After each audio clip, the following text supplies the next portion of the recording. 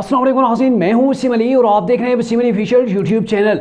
नाज़रीन, जो आज की अहम तरीन डेवलपमेंट्स हैं वो आपके सामने रखेंगे। और जो सबसे अहम डेवलपमेंट है कि मियां नवाज शरीफ साहब अपने बयानिए के ऊपर वापस आ गए। वही बयानिया जो उनके एहतसाब का बयानिया है कि किसने 2017 के अंदर साजिश की थी, किसने उनकी गवर्नमेंट को ख़त्म किया था, किसने उनके खिलाफ जैली मुकदमात बनाए थे। बिल्कुल वही बयानिया जो लंदन के अंदर वो लेके चले थे और फिर बाद में उनको खामोश करा दिया था जब उन्होंने कहा था मिट्टी पाओ वाली कहानी नहीं चलेगी। अब ये जो बयानिया लेके आए हैं सामने, इसके बाद अब पाकिस्तान की सियासत का क्या सिनेरियो होगा। और नवाज शरीफ ने आज पार्लिमानी कमेटी के साथ जो खिताब किया, वहाँ पे क्या क्या बातें की, इसके ऊपर तफसील के साथ आपके साथ डिस्कस करेंगे। और जो दूसरी डेवलपमेंट है वो है तरीके इंसाफ को एक और बड़ा झटका लग गया है, यानी कि तरीके इंसाफ के चेयरमैन की कुर्बानी और जो कुर्बानी देके नया चेयरमैन को लाया गया, लेकिन उसके बावजूद अब तरीके इंसाफ के हाथ से बल्ले का निशान जाने लगा है। क्या तफसीलात हैं आपके साथ डिस्कस करते हैं, लेकिन उससे पहले हमारी आपसे गुजारिश होगी कि अगर आपने अभी तक हमारे चैनल को सब्सक्राइब नहीं किया तो काइंडली अभी हमारे चैनल को सब्सक्राइब कर लीजिए, बेल आइकन को प्रेस कीजिए और साथ में अगर आपको हमारी वीडियोस पसंद आती हैं तो लाइक के बटन पर भी क्लिक कर दीजिएगा। नाज़रीन, पहले बात कर लेते हैं कि नवाज शरीफ ने आज कोर कमेटी, अपनी जो मुस्लिम नून की कोर कमेटी है उसके इजलास से खिताब किया है। अब ये इजलास जो था बड़ा दबंग किस्म का है और इस इजलास के बाद दोबारा से उन लोगों को तकलीफ होगी जिन्होंने ये समझा था कि अब नवाज शरीफ मफहमती बयानियाँ लेके आ गए हैं, वो एहतसाब की बात नहीं करेंगे। लेकिन आज उनके लिए एक नई मुश्किल जो है वो सामने आ गई है।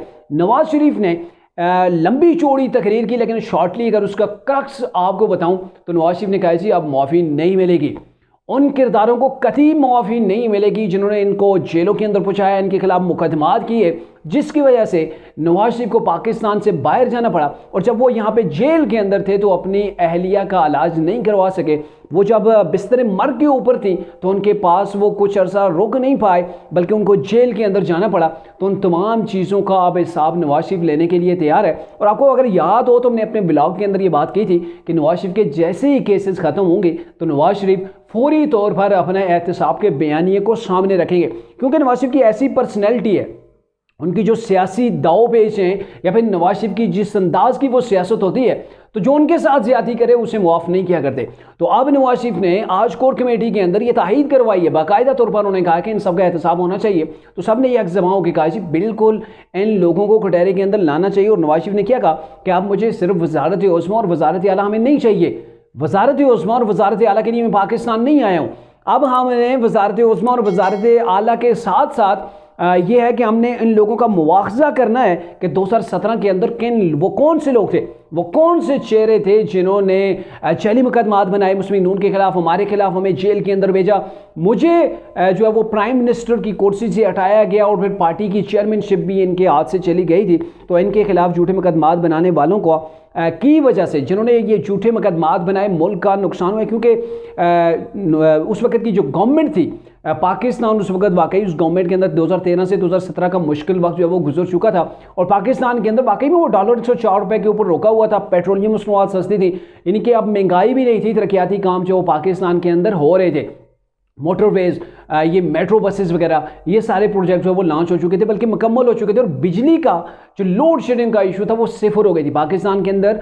17 घंटे की लोड शेडिंग वाकई में वो सिफर हो गई थी। दहशत गर्दी भी तकरीबन ऑलमोस्ट जो आप कह सकते हैं 90% जो वो एंड हो चुकी थी। तो नवाज शरीफ ने यहाँ पे ये जो कहा कि इनको गवर्नमेंट से हटाया गया, ये इन्हीं के साथ सिर्फ साजिश नहीं हुई है बल्कि पाकिस्तान के साथ ये साजिश हुई है। तो आप इन चेहरों को सामने लाया जाए। और उन्होंने कोर कमेटी के अंदर आज के इस इजलास के अंदर खिताब करते हुए ये कहा कि वही इन्होंने बात याद करवाई कि शौकत अजीज सिद्दीकी जो इस्लामाबाद हाई कोर्ट के जस्टिस से, तो उनके खिलाफ उन्हें क्या कहा गया था कि फैज़ हमीद ने उन्हें कहा था कि अगर नवाज शरीफ को जेल से बाहर आ गए तो हमारी 2 साल की मेहनत जो है वो ज़ाया हो जाएगी, यानी कि आपने फिक्स्ड करना है नवाज शरीफ को जेल के अंदर। ये जनरल फैज़ हमीद ने कहा था। शौकत अजीज सिद्दीकी ने ये ऑन द रिकॉर्ड ये चीज़ें जो वो कही हुई हैं। और साथ में साकिब निसार ने कहा था कि नवाज शरीफ को जेल में रखना है तभी जाके इमरान को हम ला पाएंगे।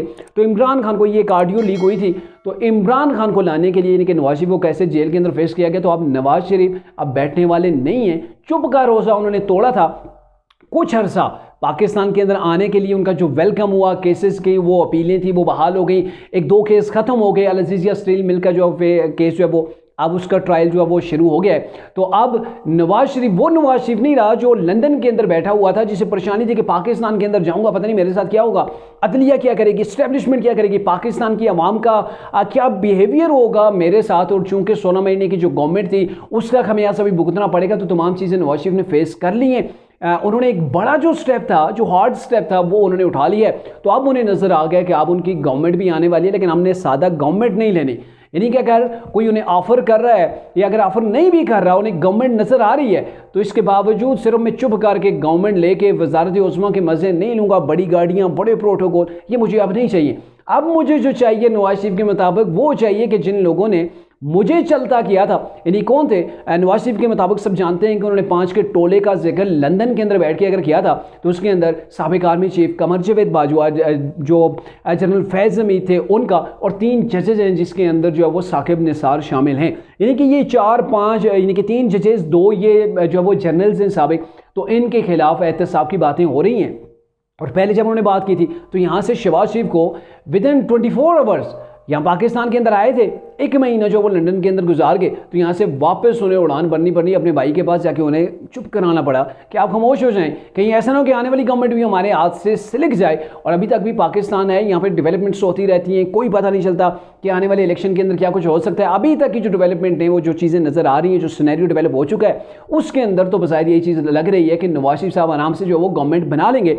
लेकिन अगर वो फिर से इसी बयानिए के ऊपर चलते हैं तो फिर मेरे ख्याल में उनके लिए मुश्किल भी हो सकती है, क्योंकि इसके अंदर जो वो जजेस हैं, एक ऐसा जज है जो आज भी सुप्रीम कोर्ट के अंदर बैठा हुआ है और मोस्ट सीनियर जजेस में वो शुमार होता है, और दूसरी जानब वो लोग हैं जो जर्नल्स हैं। और मेरे ख्याल में आर्मी ये कभी नहीं चाहेगी, तारा ये कभी नहीं चाहेगा कि उनके लोगों का ट्रायल सिविलियन कोर्ट के अंदर हो, जो जर्नल्स हैं और DGISI रहे हों। तो ऐसे लोगों का मेरे ख्याल में उनके लिए भी ये आसान नहीं होगा कि अपने इदारे के लोगों को ऐसे पेश करें। तो कहीं एक बार फिर से नवाज शरीफ साहब वो टकराव की सियासत की जानिब तो नहीं जा रहे। एक तो चीज़ बड़ी वाज़ेह मैं इसकी तायीद करूँगा कि हाँ, सियासत के अंदर किसी को लाने के लिए अगर इदारे के कुछ लोग जो वो इंटरफेयर करते हैं तो मेरे ख्याल में उन्हें नहीं करना चाहिए और उनको फिक्स करना चाहिए। इस चीज़ की उन्हें बाकायदा सज़ा होनी चाहिए। लेकिन ये है कि यहाँ पे इनके लिए काफ़ी मुश्किल भी हो सकती है, जो कि पहले कई बार होती रही है। और ये पाकिस्तान है, पाकिस्तान के अंदर अगर आप ऐसा नारा लगाएंगे तो आप डेफिनेटली मुश्किल के अंदर आ जाएंगे। और मियाँ सबसे बेहतर ये कोई नहीं जानता कि वो कैसे मुश्किलात पैदा हो जाती हैं।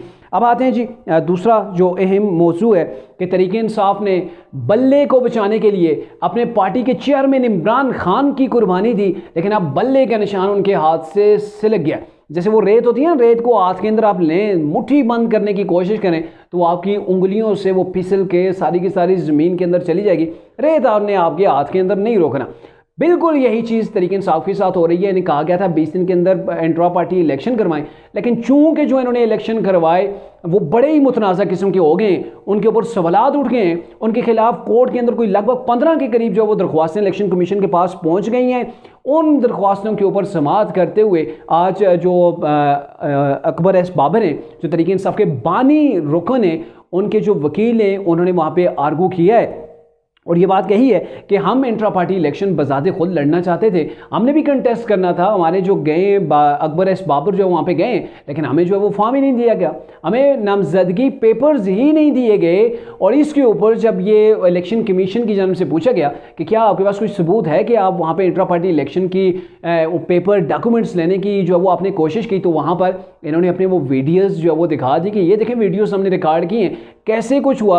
और हम वहाँ पे गए थे पेशावर के अंदर जाके, जो इनका मरकजी ऑफिस था, कि वहाँ पर इंट्रा पार्टी इलेक्शन के लिए हम डॉक्यूमेंट्स भी ले सकें। और बाद में जब गए तो वहाँ पे इलेक्शन हुआ और इलेक्शन कैसे कुछ हुआ वो तमाम की तमाम वीडियोस दिखा दी गई कि कोई वोट पोल नहीं हुआ। हाँ, कबूल है एक तरफ से उठ के खड़े होकर कहने के बाद जो है वो इलेक्शन सरसरी जो है वो हो गए। तो इसके ऊपर इलेक्शन कमीशन की जानिब से रिमार्क्स आए हैं, वो बड़े ही सख्त हैं, चूँकि अकबर एस बाबर ने ये सदा की थी कि इन इलेक्शन को कालादम करार दें और नए इलेक्शन करवाएं। और चूंकि एक बार पहले कालादम हो चुके हैं इलेक्शन, ये दोबारा मौका दिया गया था, तो इलेक्शन कमीशन ने ये वाज़ेह किया है कि इलेक्शन कमीशन का ये काम नहीं है कि रोज़ वो इलेक्शन करवाए।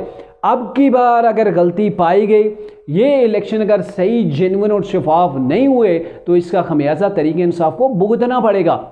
अब ये खमियाजा कैसे भुगतना पड़ेगा कि अब तहरीक इंसाफ के पास बल्ले का निशान नहीं रहेगा। जिस बल्ले को बचाने के लिए बैलेट पेपर के ऊपर बल्ले का निशान तहरीक इंसाफ का मौजूद हो, उसके लिए तहरीक इंसाफ ने जतन किया, इमरान की कुर्बानी दे दी, तो वो कुर्बानी भी लग यूँ ही रहा है कि वो रायगान जाएगी, क्योंकि 15 के करीब जो है वो एप्लीकेशन इलेक्शन कमीशन के पास मौजूद हैं कि कौन कौन से लोग आए थे जो इलेक्शन लड़ना चाह रहे थे, लेकिन उन्हें नामजदगी के पेपर ही नहीं दिए गए तहरीक इंसाफ की जानिब से। तो आप कह सकते हैं कि ये इलेक्शन नहीं था, बल्कि एक टोटल का टोटल फ्रॉड हुआ है, और इस फ्रॉड के अंदर तहरीक इंसाफ खुद ही फंस गई है। और आने वाले इलेक्शन के अंदर ना तो पार्टी चेयरमैन होंगे, ना ही बल्ले का निशान होगा।